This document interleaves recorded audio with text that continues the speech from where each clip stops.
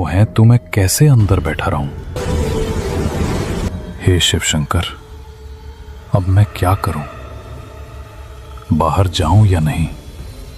सुजीत का दिल जोर जोर से धड़कने लगा, मानो उसकी छाती से बाहर निकल आएगा। डर और जिज्ञासा दोनों उसके मन में एक साथ उमड़ने लगे। सुजीत उठ खड़ा हुआ और धीरे धीरे मंदिर के दरवाजे की ओर बढ़ने लगा। उसका हाथ दरवाजे की ओर बढ़ रहा था, जबकि मन भीतर से कह रहा था, शायद बाहर अगर मां है और अगर सच में उन्हें मदद चाहिए तो मैं कैसे ना जाऊं। तभी अचानक किसी ने उसका हाथ कसकर पकड़ लिया। सुजीत सिहर उठा, पीछे मुड़ा तो देखा साधु महाराज उसके पीछे खड़े थे। उनकी आंखों में गहरी गंभीरता और एक अनकहा डर झलक रहा था। रुको बेटा, एक कदम भी बाहर मत रखना। मैंने तुम्हें पहले ही चेतावनी दी थी।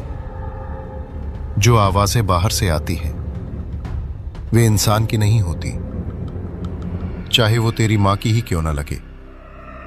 महाराज, पर वो तो सच में मेरी मां की आवाज थी। वही पुकार रही थी मुझे, कह रही थी कि वो मुसीबत में है। अगर सच में वो हैं तो मैं उन्हें ऐसे कैसे छोड़ दूं?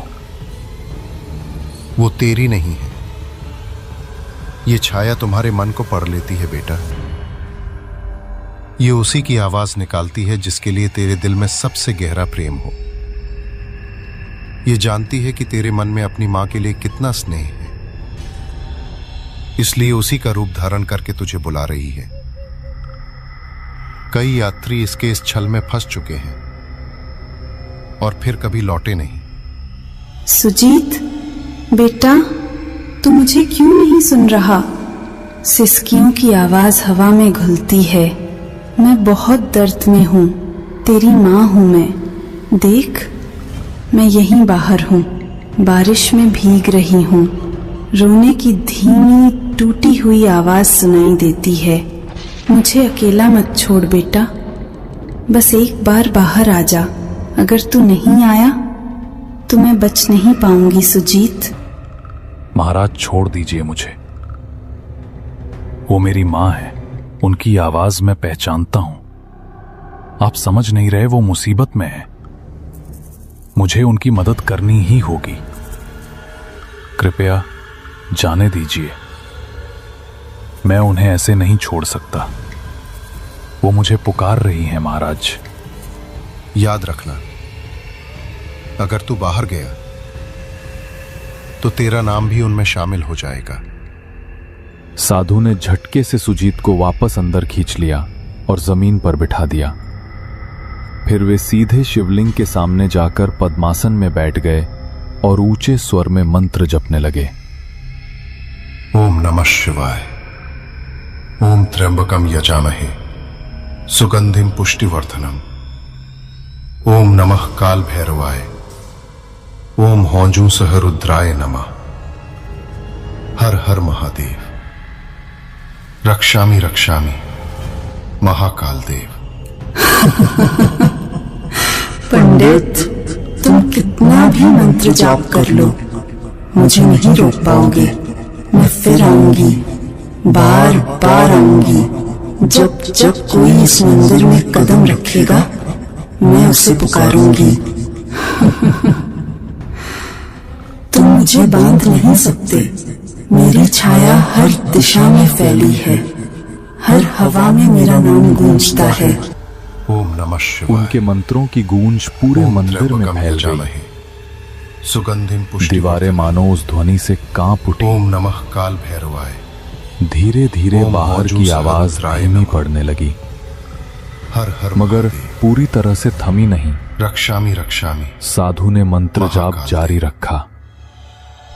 उनके माथे पर पसीने की बूंदें चमकने लगी थीं और पूरा मंदिर एक अजीब रहस्यमयी ऊर्जा से भर गया था। सुजीत डर के मारे कांप रहा था। उसका दिल तेजी से धड़क रहा था। अब डर मत करना बेटा, वो शक्ति अब लौट गई है। इस मंदिर की रक्षा स्वयं भोलेनाथ करते हैं। तुम अब निश्चिंत होकर सो जाओ, मैं यहीं बैठा रहूंगा। कुछ देर बाद बाहर की सारी आवाजें एकदम थम गईं। अब बस बारिश की लगातार गिरती बूंदों की आवाज रह गई थी। सुजीत कांपते हुए वापस अपनी चटाई पर लेट गया, मगर उसकी आंखों में नींद कहां थी। वो पूरी रात जागता रहा। हर आहट पर उसका दिल सहम उठता था। जब सुबह की पहली किरण मंदिर के अंदर पहुंची तो सुजीत धीरे धीरे उठा और बाहर निकल आया। बारिश अब थम चुकी थी, लेकिन मंदिर के चारों ओर जमीन पर अजीब से पैरों के निशान बने हुए थे, जैसे कोई अनजानी चीज रात भर मंदिर के इर्द गिर्द घूमती रही हो। तभी साधु महाराज अपनी कुटिया से बाहर आए। उन्होंने चारों ओर देखा और गहरी सांस ली, मानो किसी लंबे संघर्ष के बाद राहत मिली हो। देख रहे हो बेटा, ये निशान, ये उसी छाया के हैं जो पूरी रात मंदिर के चारों ओर मंडराती रही। वो कोशिश कर रही थी कि तुम्हें बाहर खींच ले जाए, तुम्हारे मन के प्रेम का इस्तेमाल करके तुम्हें अपने जाल में फंसाए। पर भगवान शिव की कृपा से वो इस मंदिर की सीमा पार नहीं कर सकी। ये रेखाएं उसकी असफलता की निशानी हैं। वो अब भी मुक्ति नहीं पा सकी, इसलिए हर तूफानी रात में लौटती है, किसी नए मन को बहकाने। महाराज, ये छाया आखिर कौन है? क्यों हर रात यहां आती है? और क्यों मुझे अपनी मां की आवाज में बुला रही थी? इसका क्या रहस्य है? इसकी पिछली कहानी क्या है? बेटा, ये छाया कोई साधारण आत्मा नहीं है। कभी ये भी एक इंसान थी, एक औरत जो अपने पति की मौत के बाद पागलपन की हद तक टूट गई थी। कहा जाता है कि वो अपने दुख में इतनी डूब गई कि उसे जीते जी शांति नहीं मिली। एक तूफानी रात में उसने इसी जंगल में अपनी जान दे दी। तभी से उसकी आत्मा इस जगह से बंध गई। वो अब भी अपने अकेलेपन और दर्द से मुक्त नहीं हो पाई है। वो अपने दर्द में सबको शामिल कर लेना चाहती है। वो जानती है कि इंसान का सबसे बड़ा प्रेम किससे होता है? अपने अपनेपन से, अपनी मां से, अपने बच्चों से। इसलिए वो उसी आवाज में पुकारती है ताकि जो सुन ले वो खुद को रोक न सके। कई यात्री उसके इस छलावे में फंस चुके हैं और फिर कभी लौटे नहीं। वही सब उसकी छाया में समा गए, उसी के दुख का हिस्सा बन गए। बेटा, अगर मैं तुम्हें रोका ना होता तो सुबह तक यहां तुम्हारे पैरों के भी निशान नहीं मिलते और तुम्हारे बैल वहीं के वहीं खड़े रह जाते। सुजीत के रोंगटे खड़े हो गए। सुजीत ने कांपते हाथों से साधु के चरण छुए। साधु महाराज, अगर आप मुझे नहीं रुकते तो पता नहीं मेरा क्या होता। साधु महाराज, आपने मेरी जान बचाई है। अगर आप ना होते तो आज मैं जिंदा नहीं होता। मैं आपका आजीवन ऋणी रहूंगा, इसे मैं कभी नहीं भूलूंगा।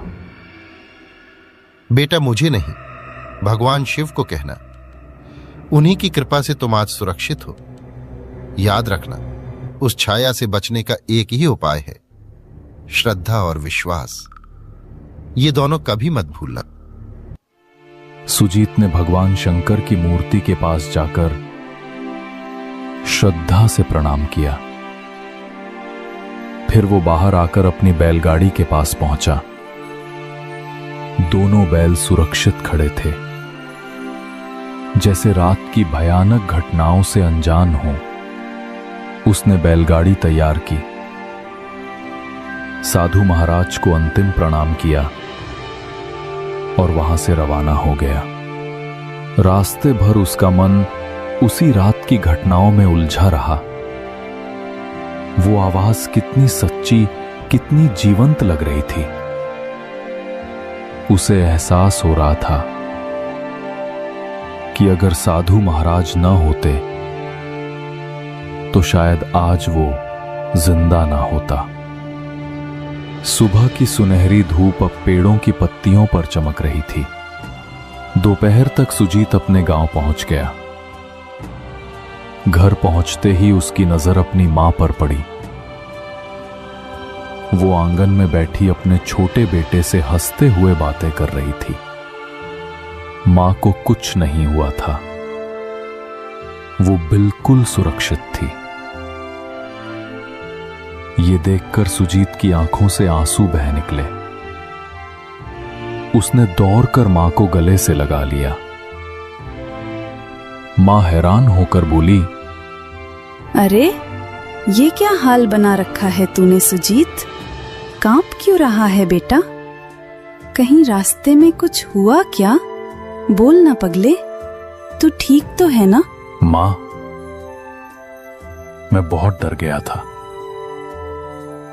रात भर तुम्हारी आवाज सुनाई देती रही, इतनी सच्ची, इतनी करीब, जैसे तुम मुझे बुला रही हो। मैंने सोचा तुम किसी मुसीबत में हो। अगर साधु महाराज मुझे न रोकते तो शायद मैं आज तुम्हारे सामने न होता। सुजीत ने अपनी मां को रात की सारी घटना बताई। उसकी बात सुनकर मां की आंखों में डर और हैरानी दोनों छलकने लगी। धीरे धीरे ये खबर पूरे गांव में फैल गई। सबको मालूम हो गया कि उस जंगल में रात के समय कुछ अनहोनी घटती है।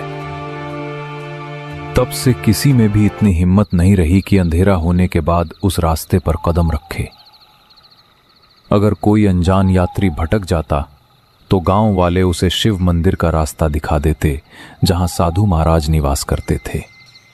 अब सुजीत हर महीने मंदिर जाता, श्रद्धा से साधु महाराज के चरण छूता और पूजा का सामान व फल अर्पित करता।